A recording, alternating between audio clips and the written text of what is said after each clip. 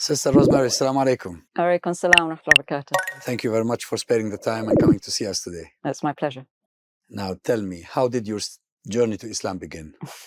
Well, it's a long story that started Let's have it. many years ago when I decided to take a gap year between school and university. And I wanted to volunteer to do something useful with that year. And When was that, roughly? When was it? It was in 1975, 74, 75, yes. I spent a year, so that's I finished... That's when I came to do my A-levels here. That's right. Well, I just finished my A-levels. And I was supposed to go to Sussex University to study German. And I ended up teaching English at a Catholic school for Arab children in Haifa.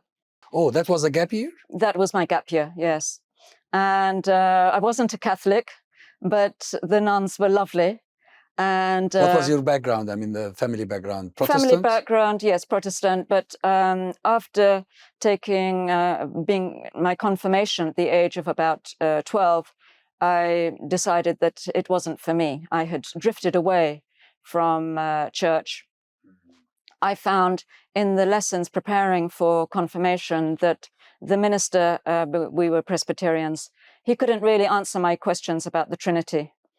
I didn't find it convincing, didn't seem logical to me. So I drifted away and I ended up in this Catholic school with lovely nuns. I mean, they had such a great sense of humor and they were very tolerant. What were they, Palestinian? They were Palestinian, Lebanese, French, Irish. The headmistress was Irish. And I learned a bit of Arabic while I was there. Some of my students started teaching me to read and write. I was in charge of the playground at lunch break, and I had to deal with all these kids complaining to me. He hit me, he did this, he did that. But it was really an eye-opener for me. You spent 1 year? Yes. It's ironic, isn't it? I mean, you went to this Catholic school in Haifa, and then this paves the way for you into Islam. It's true. What happened was, because some of my students started teaching me Arabic, I think it was my mother who even suggested, she probably regretted it for the rest of her life, would you prefer to study Arabic than German? And I said, yes. So when I came back, I was desperately looking for a university that would, because Sussex don't teach Arabic. And I ended up at the University of Manchester, where I studied for 4 years. And during that time, I spent 1 semester at Kuwait University. And that's where I met my husband, Abdurrahim, because he was in a group of friends, and the girls I was sharing a dormitory with, they were also part of that group. So it was, I feel like it was written by Allah that we should meet each other. And by that time, I found that I was much more comfortable in the company of Muslims. And most of my friends in Manchester were Muslims, either Turkish, Arab, or Malaysian. So from the school in Haifa, the early exposure to an Arab culture, then to the study of Arabic in Manchester, then to meeting your future husband, an Arab, a Palestinian. Yes, indeed. It sounds as if this was pre-planned. Definitely, yes. I had actually been looking for a Muslim husband. I was keen that I wanted to have a Muslim family. So your interest in Islam precedes your marriage? Yes. And I was studying Islamic history also at the University of Manchester under a well-known Orientalist, Professor Bosworth and Dr. Latham. So we met, and it was love at first sight. And he never asked me to become a Muslim. He never asked me to wear hijab. So when you were married, you were not yet a Muslim? No, we didn't marry then because I still had a year and a half to finish in Manchester. Very reluctantly went back there. And my professor at Kuwait University, teaching me Arabic, advised me that when you go back to London, contact the Central Mosque, because I see that you are very interested in Islam and, you know, they'll be able to help you. So I saw Sheikh Darsh in Central Mosque in and he put me in contact with a Muslim family, Egyptian Muslim family in Manchester. And they were really very kind and helpful. And they asked me, do you believe in Allah and the Messenger? So I said, yes, I believe, but I have some questions. They said, okay, leave the questions for now. We have to go to the mosque, to Didsbury Mosque in Manchester. It used to be a church before that. It was converted. And those, I think, were the early years of the mosque. It had just been converted into a mosque. Yeah. So there was a Syrian imam there. I took my shahada. I learnt to pray. I didn't wear hijab to begin with because they advised me that the Orientalist lecturers I had, they might take a negative attitude towards me if they knew that I'm a Muslim. So I dressed modestly, but I didn't cover my hair. And then as soon as I graduated in 79, I joined my husband and started wearing hijab. He waited for you? Yeah.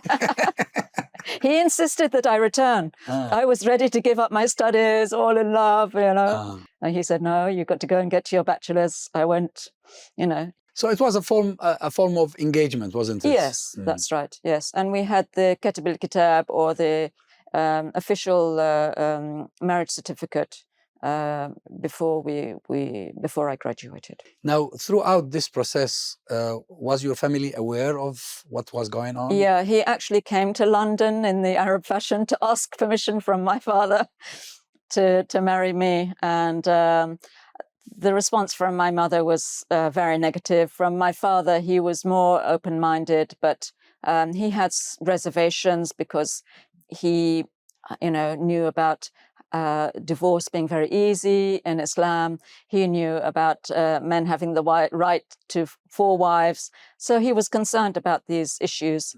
He was worried that my husband might have, you know, previous wives and children in the cupboard that I didn't know about. But we tried to allay his fears. Though usually in the English culture or in the Western culture, if a girl loves a boy, then they decide to get married, the family really doesn't see much of a problem. It's your choice. You go ahead and do it. But in this case, because he is from a different culture, they were a bit wary, weren't they? Definitely. And in those days, there was also, the PLO were very active. So he had several factors against him. He was Palestinian, he was Muslim, he was a bit older than me. So these were their concerns. But actually, when they got to know him, they were very happy and they saw that we were happy. So that's the most important thing, I think, for all parents. They want their children to be happy. So I get it that your relationship with your family afterwards was normal and smooth. It was much better, yes. And my parents came to visit us. We lived in Kuwait. They came to visit us twice. My sisters came. It was fine. And we never planned that we would move back to the UK. But in 1990, when the Iraqi invasion of Kuwait that's when you left. Yes, we were evacuated. We were due to go on holiday on the 4th of August. And on the 2nd of August, the Iraqi invasion took place. So there was no way we could travel to meet my family in France, as was planned. So we couldn't contact them at all. All communication was cut. They didn't know if we were alive or dead. It was a very anxious time for them.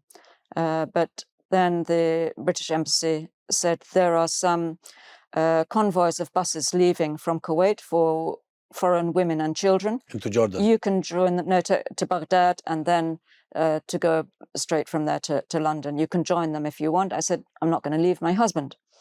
So then a week or so later, they called and said, okay, there's the first plane out of Kuwait has been chartered by the American and Canadian embassies, and you can join. I said, but can my husband go? They said, if he's not Iraqi, not Kuwaiti, and not a foreigner, I mean a non-Arab, he can go. Well, he was a Jordanian passport, so he had no problem. He was the only man on the plane. They were all women and children. There was no baggage handlers. Everything was very basic. We had to wait on the tarmac for 4 hours while a British embassy official from Baghdad went to collect a Polaroid camera from the American embassy in Kuwait, because there were a lot of Kuwaiti children who had no foreign passports. Their parents, their mothers were foreigners, were British, but the dads were Kuwaiti. They didn't allow dual nationality at that time. So on the trip we had to stop in Baghdad in order to get the exit visa. So during that time, about an hour's flight, they issued temporary passports for all these children who only had Kuwaiti passports. And when we arrived in Baghdad, they were able to continue. And we found my parents waiting when we got to Gatwick Airport. Was there a big contrast between living in an Arab country like Kuwait and then moving to the UK, where you became permanently settled here? It was a big change for us. We did have a flat, fortunately, so we had accommodation, and Allah subhanahu wa ta'ala provided work for us. We didn't even ask for it. The work came to us, subhanAllah. So, and my parents lived very nearby, so that was a great help as well. I didn't have any friends here. I only knew my parents because I'd been 11 years in Kuwait. But I met a sister in Sainsbury's. I saw her wearing a hijab, and salam alaikum. I was so delighted. There weren't many. There were very few of them. Very few Muslims in our area at that time. And she suggested that I start teaching at Wimbledon Mosque, which I did in 1991. And until now, I'm still teaching once a week in Wimbledon Mosque. So that's over 30 years. I teach tafsir. I'm not an alima, I'm not a scholar, but I can read the book in advance, and then I summarize it for the sisters. And we have some of the same sisters who've been with us for over 30 years. So we're like family. So that was a great opening for me to the Muslim community in London. You teach them from which book? Is it Ibn Kathir? Or Ibn Kathir. Ibn Kathir, yes. A brilliant book of tafsir. The one I grew up with. Now, how about the being part of the community here? I mean, you're married to a Palestinian, to an Arab, but you're English originally. Which community would you consider yourself to be part of here in this country? Probably the South Asian community. They are more numerous. There are Arabs in our area, but they're not necessarily practicing. So, and of course, a lot of the South Asians are not practicing, but those who are, are delightful, and those are my close friends. I have Arab friends as well, but they're not as many as. And we, through this mosque lessons, we found there's a need for some community activities. So we set up a dish party once a month for Muslim families in the area. It was really to help the children who felt isolated at school. They didn't feel that they belonged. And so through the dish party, they found there's other Muslim children in the area. It was a great opportunity to network and to help and support each other. And so that's been going on now that children have grown up and got their own children. And we still continue to meet and as grandparents now. What about the community of converts? Is it flourishing? Yes. So in the last few years, I've joined, I've been privileged to give lectures to an organization called Turning Point Academy, which provides support and teaching for revert sisters. after they accept Islam. And they have lessons in Good Street at the Muslim League and in Mitcham, and they provide one-to-one teaching, and then and they provide refreshments, and then at the end there's a talk. So I have been privileged to give some of these talks on different aspects of Islam, and it's really inspiring to hear some of the stories of the sisters, who often face a lot of opposition from their families and friends, and they do need that support. More recently, I've also become involved with some sisters attached to Kingston Mosque. And so Tuesday evenings, we have a Zoom class. We had one last night. And so, again, they are really inspiring. And some of them do need a lot of support as well. So I really enjoy being involved with these two organizations. Apart from the difficulties faced by new Muslims from their own families because of opposition, because of rejection. Some have even worse experiences, persecution. Apart from that, what do you see as main obstacles faced by new Muslims in this country? I would say that yes, that they face obstacles. Because of the hijab, maybe some sisters find it difficult to get work, or maybe the restrictions, they don't want to be involved with riba or interest, so that rules out banks. They don't want to be involved with alcohol, so that rules out supermarkets. So, the opportunities maybe are reduced. But nevertheless, I'm proud to say there's many revert sisters in high positions in the government and in business and so on. In my time as a university lecturer, I saw a big change in the students who were attending, that they became a lot more confident and a lot more integrated, I would say, in British society. They had an identity as a British Muslims. And I think the same applies to many of the reverts, that they are gaining confidence and able to operate, to work and function in society. And I think in London we're really fortunate that there's a lot of tolerance. I don't think it's the same in all parts. Much more cosmopolitan. Yes, it's not the same in all parts of the UK. Now you lectured. Where did you lecture?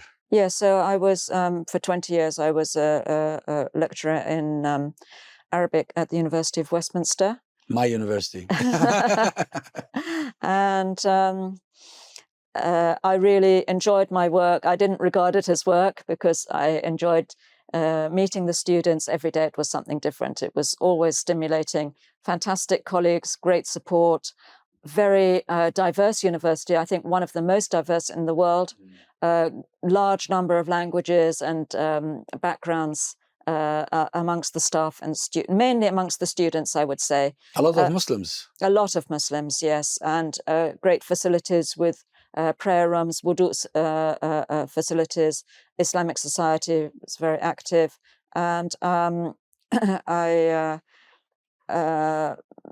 managed to arrange for many of them to go and study abroad for a year, or and visits also to Muslim cities. Now, I guess because Arabic is the language of Islam, the language of the Quran and the Hadith, teaching Arabic can be a way of da'wah. Absolutely, and that's what I found in Kuwait, that it was my professor there who encouraged me, and he did teach us quite a lot about Islam through the lessons. So I was always careful not to preach, and careful, not to offend anybody, because not all the Muslims, all the students were Muslim. There were quite a few, and sometimes quite fervent Christians. So I had to tread carefully. I didn't want to offend anybody, but I felt just by showing by wearing the hijab, by showing that I hope I was fair and friendly, that I gave a good image of Islam. And generally, the reception was positive? The reception was positive. Of course, the Muslim students were delighted, and I gave them opportunities sometimes to recite Quran or, to show their strengths. Some of them were really outstanding in tajweed. You have children? I have children. How was bringing them up in this country? It was challenging. I chose not to send them to, or we chose not to send them to Islamic schools. In those days, they were just beginning, and they were still. So they went to public schools. So they went to, normal schools. But so by providing extra activities and making sure that they had Muslim friends, that they were involved in the community, that they went to the mosque, that they went to Arabic school, although they didn't like it. We tried many different Arabic schools. The one in the weekend. The ones at the weekend. They resent. Even our children don't like it. They resent going to school at the weekend. I think there is something structurally wrong with these schools. Well, they're definitely much better now.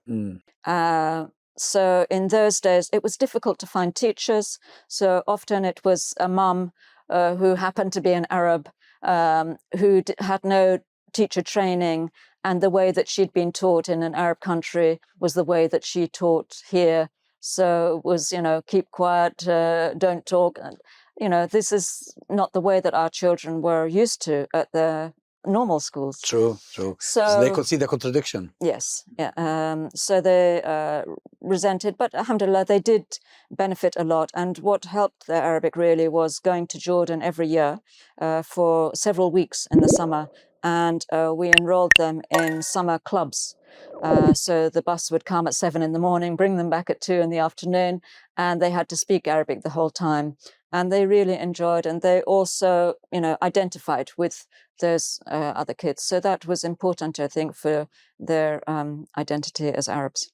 Well, Sister Rosemary, it's been a pleasure talking to you. Thank you very much. Okay, thank you very much. Thank you.